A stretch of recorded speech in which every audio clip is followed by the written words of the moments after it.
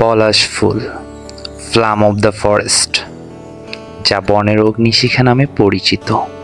বসন্তকাল আসলেই রক্তিম অগ্নিশিখার মতো গাছে গাছে ফুটে থাকে এই পলাশ ফুল, যার মধু সংগ্রহ করার জন্য হাজারো পাখির আনাগোনা শুরু হয়ে যায়। বসন্তকালে পলাশ ফুলে প্রচুর পরিমাণ মধু থাকে, যা খেতে মৌটুসি, বুলবুলি, টিয়া ও কাঠশালিকের মতো বিভিন্ন প্রজাতির পাখি ভিড় করে। পলাশের বৈজ্ঞানিক নাম ভিউটিয়ে মনোসফামা, যা বসন্তের আগমনের প্রতীক। ভারতের বিহার ও ঝাড়খণ্ডে এর উৎপত্তি, তবে পশ্চিমবঙ্গ সহ সমগ্র দক্ষিণ এশিয়ায় এটি বিস্তৃত। এটি ঝাড়খণ্ডের রাজ্য ফুল, যা হিন্দু ধর্মে পবিত্র এবং আয়ুর্বেদিক ওষুধ ও বসন্তের উৎসবের ঐতিহ্য বহন করে থাকে। ঐতিহাসিক পলাশীর যুদ্ধের নামকরণ এই পলাশ ফুলের নাম অনুসারে করা হয়েছিল।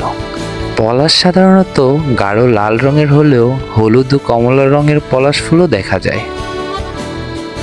কবিগুরু রবীন্দ্রনাথ ঠাকুর তার সাহিত্য ও গানে পলাশ ফুলের কথা বারবার উল্লেখ করেছেন, যা বসন্তের উৎসবের অবিচ্ছেদ্য অংশ।